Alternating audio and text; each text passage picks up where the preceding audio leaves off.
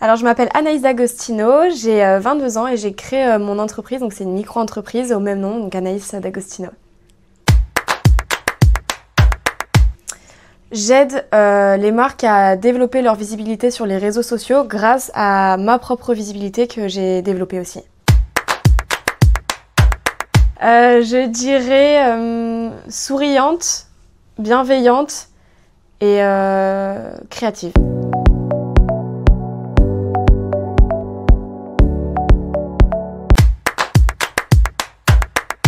Alors pour moi il y a deux aspects. Il y a d'abord l'aspect où on va vraiment essayer de faire grandir une communauté en partageant du contenu qui nous ressemble.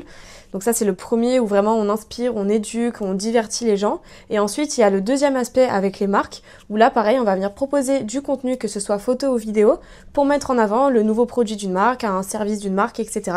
Dans le but de développer la notoriété et la visibilité de la marque. Je dirais que c'est plutôt des femmes entre 18 et 30 ans à peu près qui me suivent et qui sont intéressées par les mêmes thématiques que moi. Ça va plutôt être des marques soit de bien-être, soit j'aime beaucoup les livres, donc à voir si je peux pas avoir des choses avec des maisons d'édition. Sinon ça va être avec des vêtements, des bijoux, des choses un peu plus girly. Ce qui est très compliqué dans la création de contenu au début, c'est de réussir à se faire rémunérer par les marques. Donc ça, c'est je pense l'aspect qui est le plus compliqué parce qu'il y a tellement de personnes qui sont sur les réseaux et qui acceptent de ne pas se faire rémunérer qu'aujourd'hui les marques, elles n'ont pas forcément d'intérêt à nous verser de l'argent. Donc voilà, ça faut passer un certain palier au niveau du nombre d'abonnés pour pouvoir commencer à se faire rémunérer, c'est assez compliqué. Alors j'en ai pas mal, parce que je suis assez ambitieuse, mais dans un futur assez lointain, j'aimerais bien écrire un livre.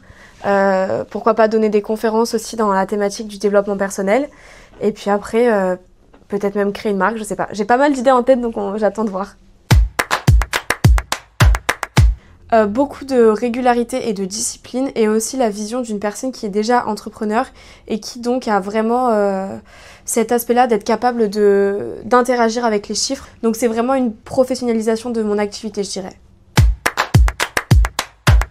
La seule limite est celle qu'on s'impose. Finalement, on se met beaucoup de barrières alors que ça n'a pas vraiment de sens, et quand on arrive à s'enlever ces barrières, on se rend compte que tout est possible en se donnant un peu les moyens.